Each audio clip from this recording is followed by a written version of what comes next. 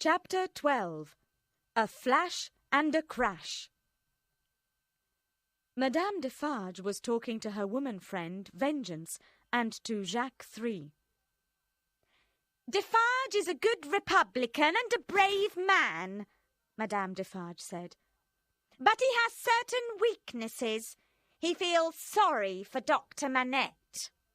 "That's a shame," Jacques III said solemnly. "A good citizen should not feel sorry." Madame Defarge raised her hand for silence. Jacques III was instantly quiet. "I don't mind about the doctor," Madame Defarge said. "He can go free for all that I care. But Evremon's family is a different matter. The wife and child must die." "The wife is beautiful," Jacques III commented. "She would look good on the guillotine." He rubbed his hands together eagerly. "It'd be a pretty sight."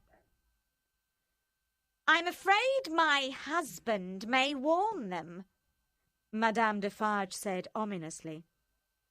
"I'm going to visit the wife now. She will be sad at Evremon's death and may say something against the Republic. That will give us the chance we need." "What a woman you are!" Vengeance cried in admiration. "Indeed." Jacques III agreed with her. "And a real friend to the Republic." "Take my knitting," Madame Defarge told Vengeance. "Keep my usual seat for me. I'll join you before the executions begin." "You won't be late?" Vengeance asked anxiously. "You'll be there before the tumbrils arrive, won't you? Before they arrive," she repeated excitedly. Madame Defarge nodded, and then she walked away from her two friends. She carried a pistol and a knife hidden in her clothes, and her heart was fixed on hatred and revenge.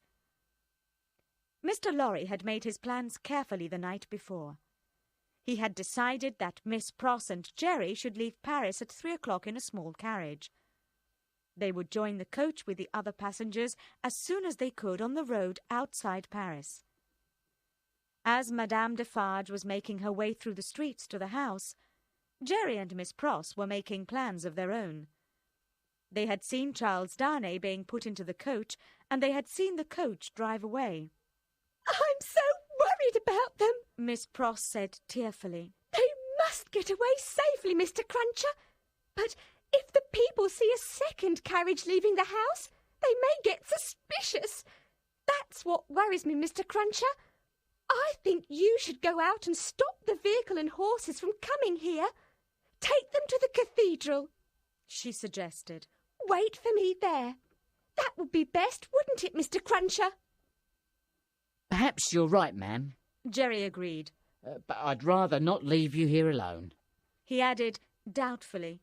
"Don't worry about me," Miss Pross told him quickly. "Wait for me at the cathedral at 3 o'clock, Mr. Cruncher."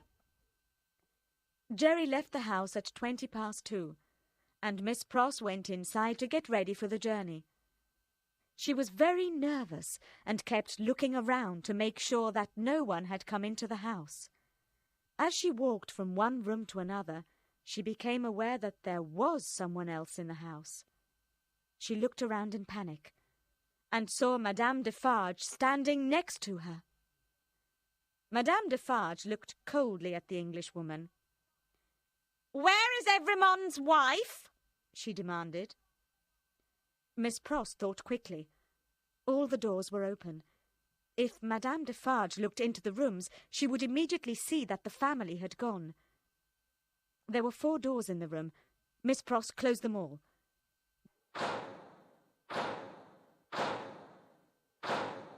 Then she stood with her back to the door that had been Lucy's bedroom. Madame Defarge watched Miss Pross suspiciously. The two women stared at each other with instinctive distrust. "You might be the wife of Lucifer," Miss Pross commented. "but I am an Englishwoman. You won't get past me." Madame Defarge knew that Miss Pross was devoted to the family. For her part, Miss Pross knew that Madame Defarge was the family's enemy. I'm on my way to the executions, Madame Defarge said. I have come to say hello to Evremon's wife. Where is she? I know you're an evil woman, Miss Pross replied. but I'll fight you to the end. Each woman spoke her own language, and neither of them understood a word of what the other said.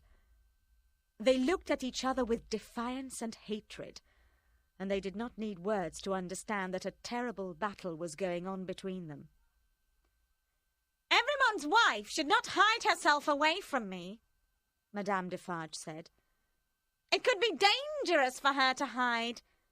People might think she was an enemy of the Republic. Where is she? I'll never give in to you, Miss Pross replied. I'll fight you to the end, you wicked woman.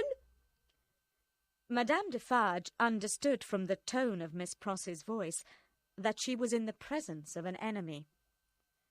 Fool! She cried out in anger. You don't matter to me. It's Evremon's wife I want. Take me to her immediately, or get out of my way. Madame Defarge took a step forward towards the door of Lucy's room. Miss Pross braced herself for the struggle. The two women continued to stare at each other. Dr. Manette! Evremon's wife! Where are you?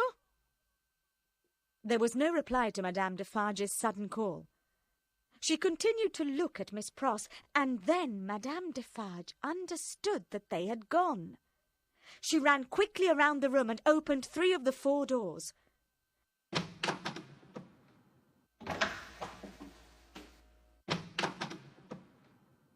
She could see that possessions had been removed from the rooms. She turned angrily to Miss Pross. There is no one in that room behind you, she said accusingly. Let me look! Never! Miss Pross announced firmly. She understood exactly what Madame Defarge wanted.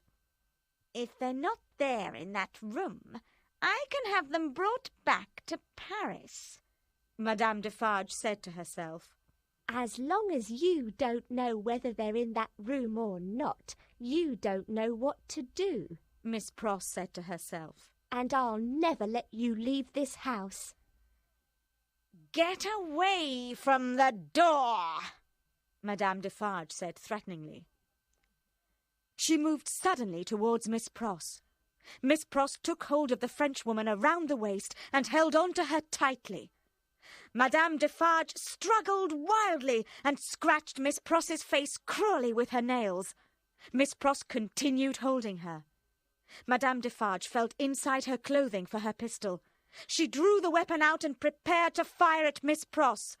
The Englishwoman saw the pistol and knocked it out of her enemy's hand. Miss Pross saw a flash of light, and she heard a crash. Then she found herself standing alone in the room. Madame Defarge was lying at her feet. She looked down. Madame Defarge was dead. Miss Pross looked at the body of her enemy for a few minutes, and then she turned her mind to what she needed to do next. She put on a bonnet and veil that covered the terrible scratches on her face and walked out of the house. She walked quickly to the cathedral and waited for Jerry to come with a carriage. She had not been waiting for more than 5 minutes when he arrived. She climbed into the carriage hurriedly, and they drove away. Is there any noise in the streets? Miss Pross asked anxiously. Just the usual noises. Jerry told her. I can't hear you. Miss Pross said. What did you say? Jerry looked at her in surprise. He noticed the marks on her face, and he saw her clothing was torn and disordered. Is there any noise in the streets now? She asked again. Jerry nodded at her. He could hear the tumbrils rolling heavily through the streets, carrying the prisoners to the guillotine. There's the roll of those dreadful carts, he told her. Can you hear that, miss? I can't hear anything, she said softly. There was a flash and a crash. After that, there was a great stillness. And I don't think I'll ever hear anything again as long as I live. If she can't hear the roll of those dreadful carts, she never will hear anything else in this world. Jerry thought. And indeed, she never did.